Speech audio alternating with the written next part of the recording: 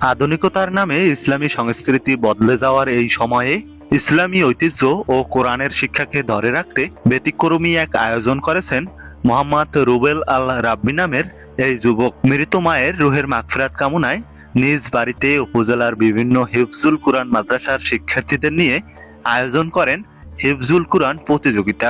মোহাম্মদ রুবেল আল রাব্বি বরগুনার পাথরঘাট উপজেলার চরদুয়ান ইউনিয়ন পরিষদের ভারপ্রাপ্ত চেয়ারম্যান আলমগীর হোসেনের ছেলে এবং মাহমুদা আলমগীর স্মৃতি ফাউন্ডেশনের প্রতিষ্ঠাতা। শনিবার সকাল থেকে দিনব্যাপী তাদের বাড়িতে বসে কোরআনের পাখিদের এক প্রাণবন্ত মিলন মেলায় প্রতিযোগিতায় অংশ নেয় উপজেলার বিভিন্ন মাদ্রাসার হাফেজ শিক্ষার্থীরা। অনুষ্ঠান শেষে অংশগ্রহণকারী সকল শিক্ষার্থীর হাতে তুলে দেওয়া হয় পুরস্কার ও সম্মাননা।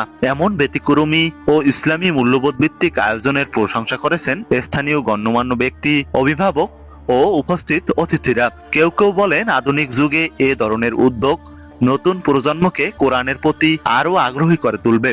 হিন্দুরা মারা গেলেই করবে, দেখবেন ওরা 3 দিন পরে, 7 দিন পরে, 21 দিন পরে ওরা শ্রাদ্ধ খাওয়ায়, জয়াবত খাওয়ায়। ওই অভ্যাসটা আমাদের মধ্যে চলে আসছে।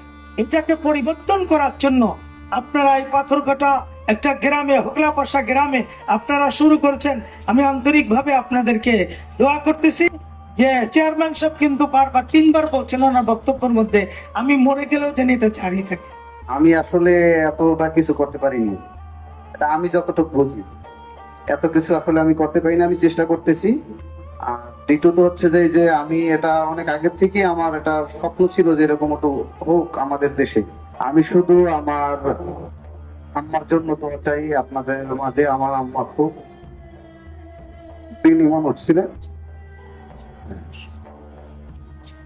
আর বিশেষ করে আমার আব্বা যেন জীবিত আছে, আপনারা তার জন্য দোয়া করবেন। আমি যেন এটাকে আরো সামনে আরো যেন বড় আকারে এটা করতে পারি।